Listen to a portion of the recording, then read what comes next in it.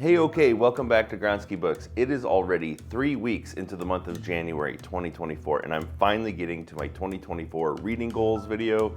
It's taken me a long time because I've just started a new job. It's been crazy weather out there, and I've been busy with family obligations. You know the drill.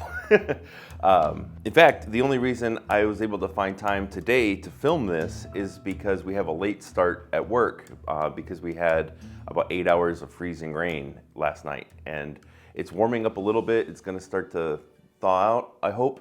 So we're going to open our libraries at 1 o'clock this afternoon. So it's given me a couple hours here in the morning to go out and grit the path. I've cleaned up the house a little bit from the weekend, and now I'm here with you. So I know it's been maybe 2 weeks, I think, since I put out a video last, and I've got a couple of outlines written for videos, and this is one of them. And since this is the most timely, I'd like to get this one done now. So just let me look at my outline here for a second. All right, my last video was a reading wrap-up for 2023, and I got a lot of really nice comments from y'all, so I appreciate that. Video's doing well. But it was a very long video, so I didn't have time to go into my 2023 stats and talk about my goals or anything like that. So I want to take a moment to recap 2023 here real quick. So it's kind of hard for me to tell you how many books that I read. What qualifies as a book? Do I count comic books? Do I count children's literature? What my criteria is really wishy-washy, and it varies from database to database where I track the books that I read anyway. I have multiple databases where I track my reading, so I don't only use Goodreads. I have four. Okay, I have 4 databases where I track my reading.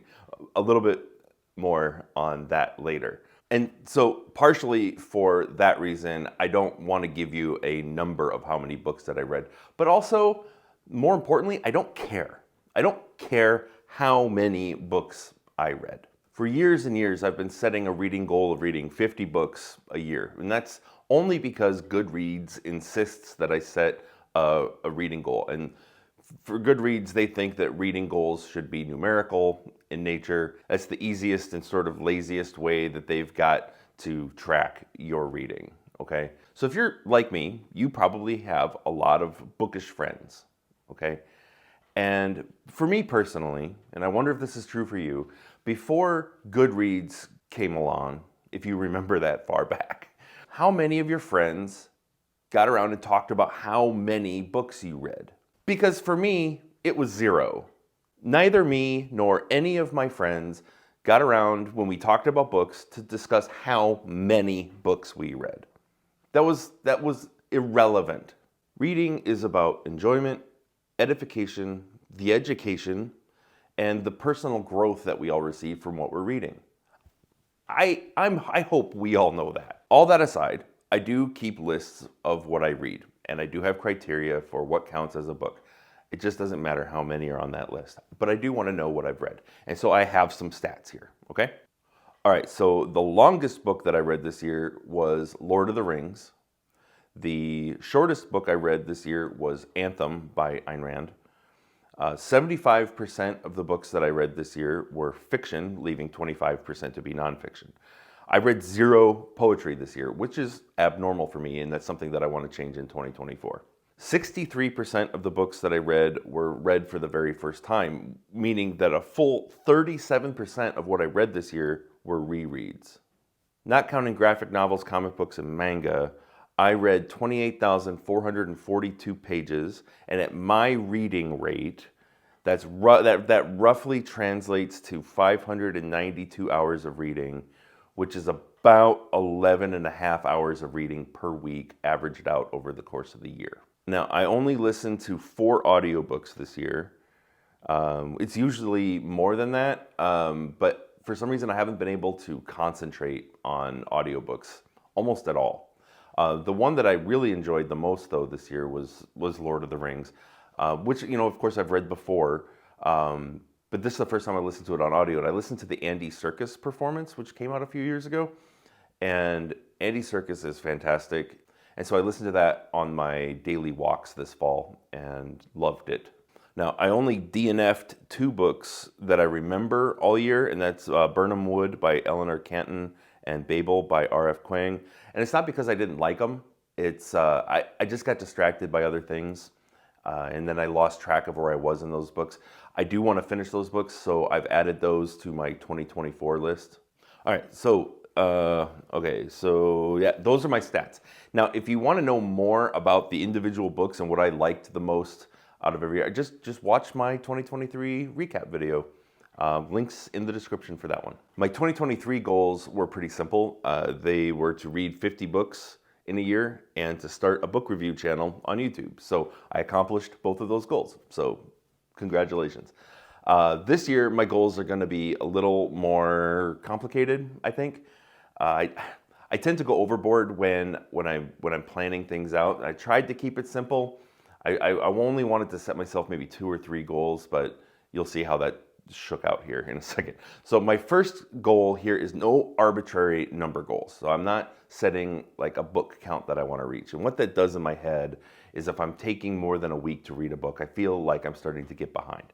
So if I want to read the Gormenghast trilogy by Mervyn Peake this year, which I really want to get to this year, it's probably going to take me 6 to 8 weeks to get through that. Okay, and I guess that's 3 books, but I sort of count that as one. And if it takes me that long to get through a book, I'm going to start to feel in the back of my mind like I'm getting behind. I don't want to do that, because what's going to happen is I'm going to start shortchanging my time with that book. I'm going to start hurrying through it so I can get on to the next book, so I can, keep knocking these books down and keep adding them to the tally. And that's just not why I want to read. I don't want to read to rack up a body count. Triple kill. Kill. Spectacular. Rampage. Kill Quantum. Kilimanjaro. Kill Test. Kill Apocalypse. Killionaire. Untied.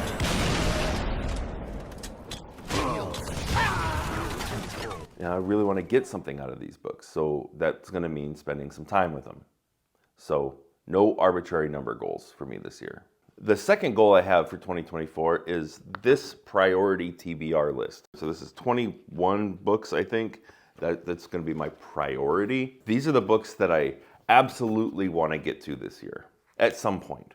And I've already included Babel and Birnam Wood on here, the 2 books that I DNF'd from last year. There's a couple books that I DNF'd from 2022 and 2021 that are on here as well. And with the exception of one of these books, these are all books that are on my shelf. So this priority list is reading goal number 2. So my third reading goal is one of the major reading projects that I have on the horizon. Now these big reading projects include more than just one book. It's usually a whole series of books that are all related to each other, so I can deep dive into a subject. And the one that I've chosen to do first, the one that I want to get to this year, is my Frankenstein versus Dracula reading project. Now, these 2 books, I love them both. I've read them both several times, and people often like to compare these books together. But I don't think it's as level of a comparison as some people think. So this will be a deep dive into each book, the original texts, the revised texts, the author biographies, and the times in which these books arose from, the scientific paradigms and the social paradigms that surround these books and that are addressed within these books, and talk about the similarities and the major differences in themes between these 2 books. Now, for my fourth goal, this relates to a writing project that I've revived recently. It's an old writing project that draws in elements of the Iraq and Afghanistan war, drugs and addiction, and the homelessness crisis in the United States. So for those subjects, I've got this list here. This is not a complete list, but these are the major works that I want to get to. This is not a complete list, but these are the major books that I want to get to as part of my research project for those subjects.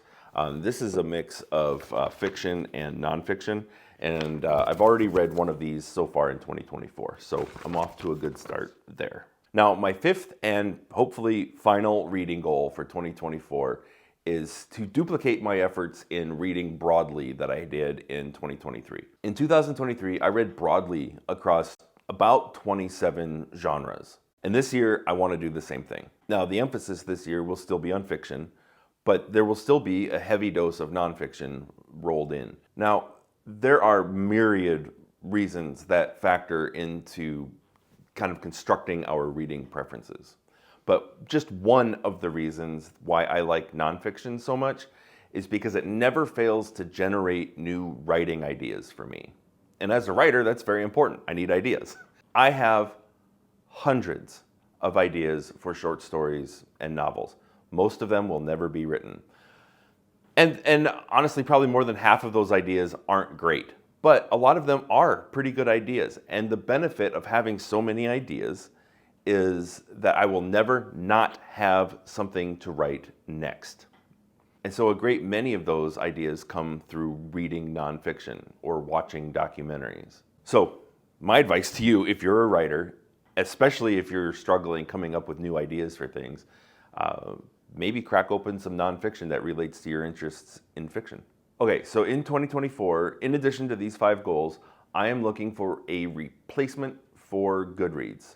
By the end of this year, I guess this is my 6th goal, is I want to be off of Goodreads. It's not necessarily a reading goal, so it's like reading goal A.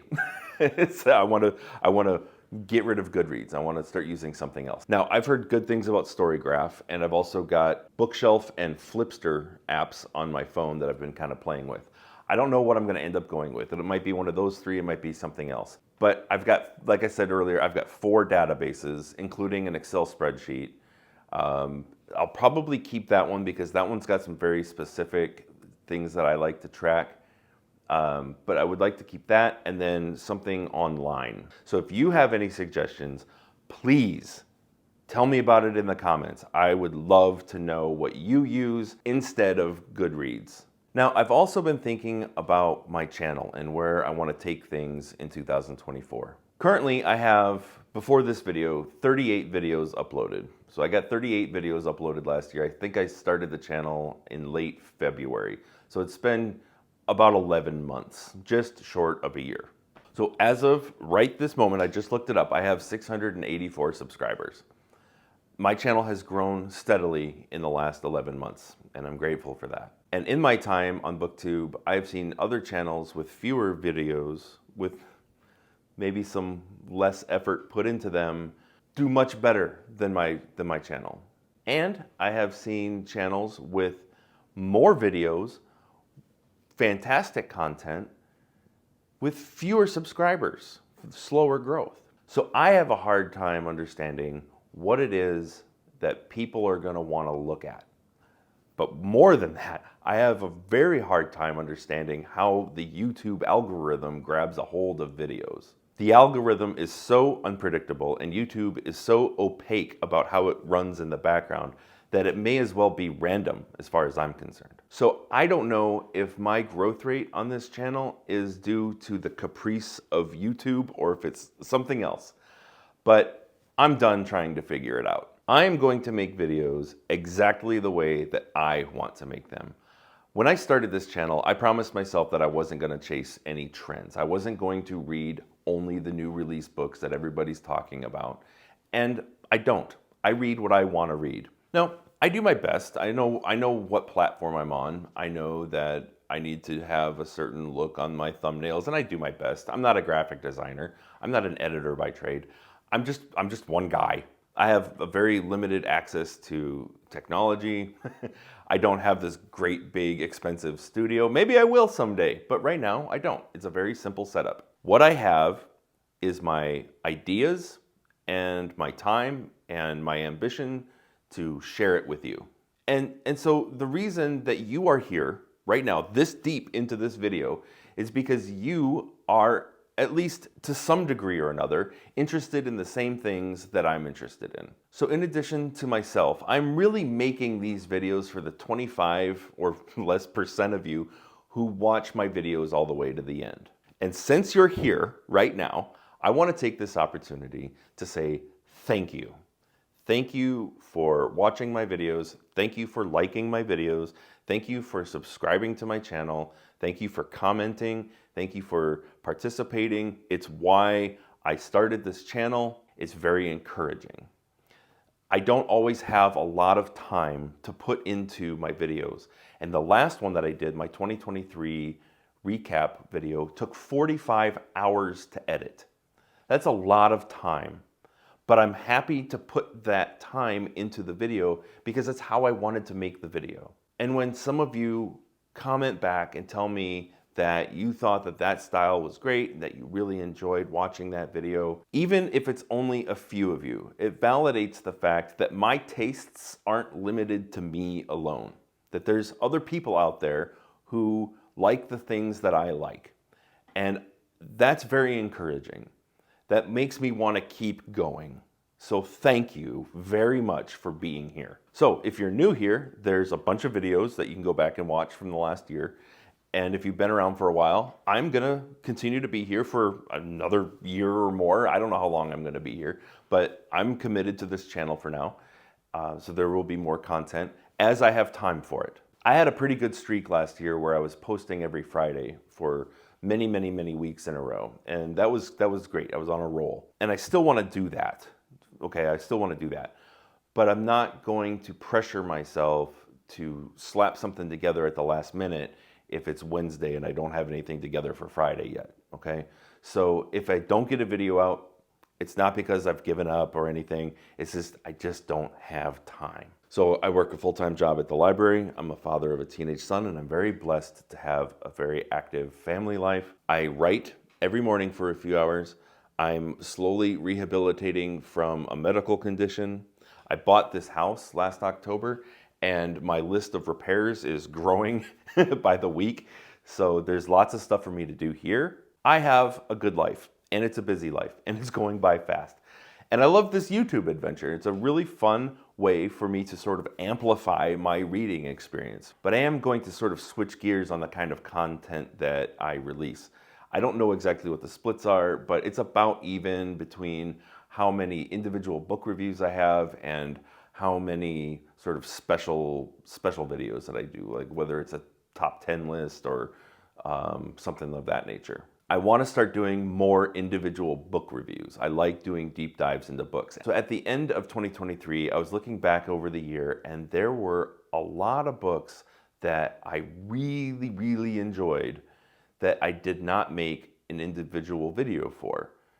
I wanted to, I just never got around to it. And part of that was because I was making like top 10 lists for things, and that takes time, and things got bumped down. And by the time I maybe would have gotten around to, reviewing another one of these books, too much time had passed, and I didn't take good enough notes to do a 15-minute video on the book, so I just let it go. So in 2024, I want to try to do more individual book reviews.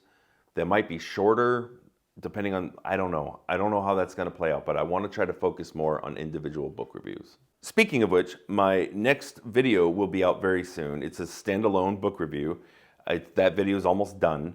The book that I'll be discussing is a singular work of art, unlike anything I've ever read before. So it's an anthropological, philosophical, proto-sci-fi novella written when this guy was president. Can you guess the book based on those cryptic clues alone? The first person to correctly guess which book I'm reviewing next week in the comments below wins the prize. Okay, that's it. This has been another video. I have been Eric Gronsky, and until next time, read something good.